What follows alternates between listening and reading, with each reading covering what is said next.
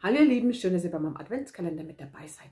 Heute kommt Türchen Nummer 15 und hinter Nummer 15 versteckt sich ein mega cooles und total geniales Rezept von Pfeffernüssen.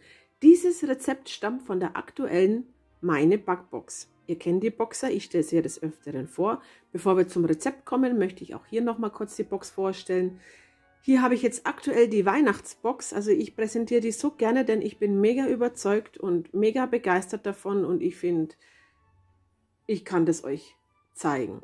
Hier habe ich jetzt die aktuelle Weihnachtsbox und da drin waren von Diamond Zucker ein Glasurzucker, von Libi der Rapshonig, von Dr. Oetker war Marzipan drin, von der Zenker Backform eine Stollenform, das ist mir total genial, von Richie's Bakery Weihnachtsdekor, von Dr. Oetker nochmal Rumrosinen, von Holstedt Kaisernatron, kann man immer gebrauchen, von Salt & Pumpkin London Mix Spice, dann von Farmer's Snack waren Mandeln in Salt drin und Fitvia Apple Pie Tea. Das war alles drin und hier sind die 3 Rezepte und ich habe mir eins herausgesucht und zwar eben diese Pfeffernüsse. Die haben mich nämlich unheimlich interessiert und deswegen machen wir die jetzt auch.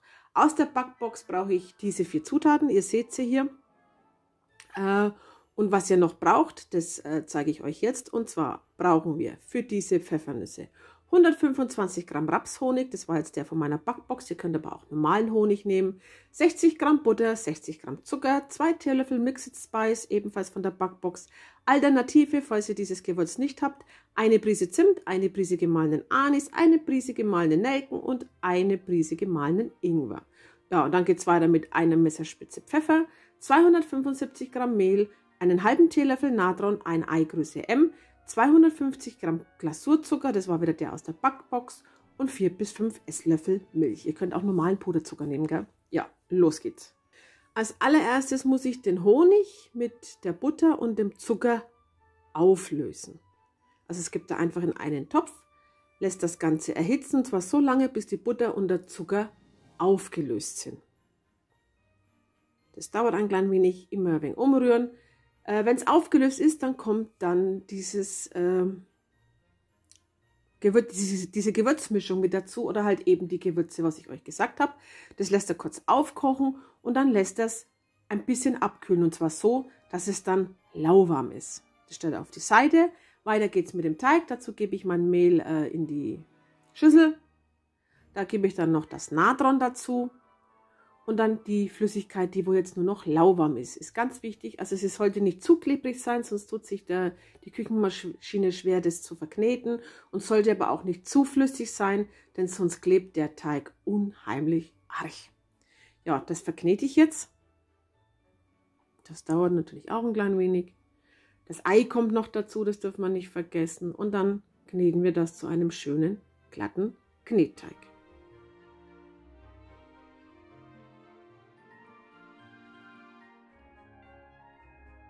So sieht es aus. Das sieht jetzt total wenig aus, gell? Aber das war es nicht. Das war jetzt die Perspektive. Die war jetzt ein bisschen blöd oder ungünstig. Hier ist mein Teig. Den habe ich noch mal kurz mit der Hand durchgeknetet. Also ihr seht, er klebt null. Liegt daran eben, dass ich diese Honigbuttermasse noch mal auskühlen lassen habe. Und dann kriegt ihr auch nicht so einen klebrigen Teig zusammen. Der darf jetzt noch mal in den Kühlschrank und zwar für mindestens 12 Stunden. Warum 12 Stunden? Erstens soll er wieder fest werden und zweitens die Gewürze, was da drin sind, die sollen einfach ein bisschen ziehen, also in den Teig hineinziehen, dann schmeckt das Ganze etwas würziger. Also ab damit in den Kühlschrank.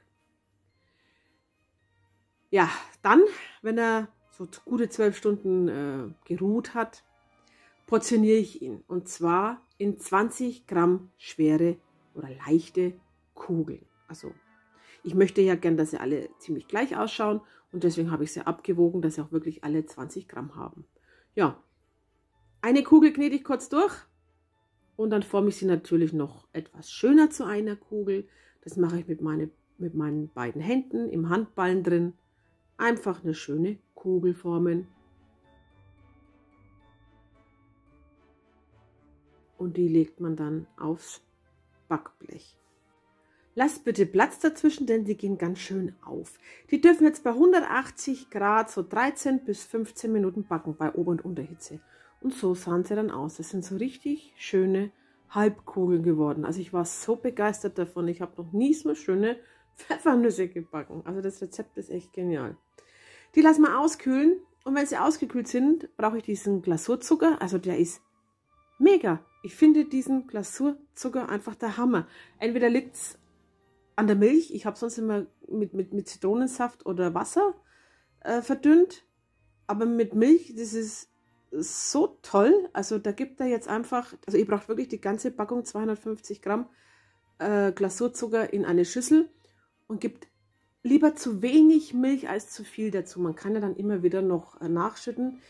Die Konsistenz von dem Zucker, von der Glasur, muss richtig dickflüssig sein.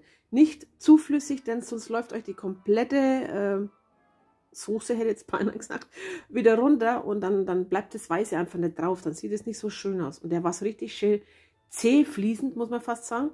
Und dann kann man die wunderbar hineintauchen. Also ihr habt jetzt gesehen, ich habe hier eine kleine Gabel, einfach unten am Boden reinstechen. Ja, Löffel sollte man vielleicht raustun, wäre vielleicht sinnvoll. Und dann wird die Pfeffernuss da hineingetaucht. Ein bisschen abschütteln und dann nimmt dann einen Löffel und dann könnt ihr das von der Gabel runternehmen. Ja, und das machen wir mit den ganzen Pfeffernüsse. Sollte was übrig bleiben von der Glasur, einfach nochmal eine zweite Runde durchmachen. So sahen sie aus. Ich fand die so süß. Die haben ausgeschaut wie so kleine Pilzköpfe. Ich bin so begeistert davon. Was ich hier jetzt noch gemacht habe, das war jetzt nicht mit in dem Rezept gestanden. Ich habe den Boden noch mit Schokolade bedeckt. Also einfach eine Schokolade nach Wahl, eine Kuchenglasur nach Packungsanleitung schmelzen und dann den Boden ein bisschen hineintauchen, fest werden lassen. Und dann habe ich noch über ein paar so Schokolade gezogen. Ja, und dann trocknen lassen und dann sind sie fertig. Also die haben so einen tollen Aroma. Also die sind mega. Ich bin so begeistert von diesem Rezept. Macht es nach. Ihr seid bestimmt auch begeistert.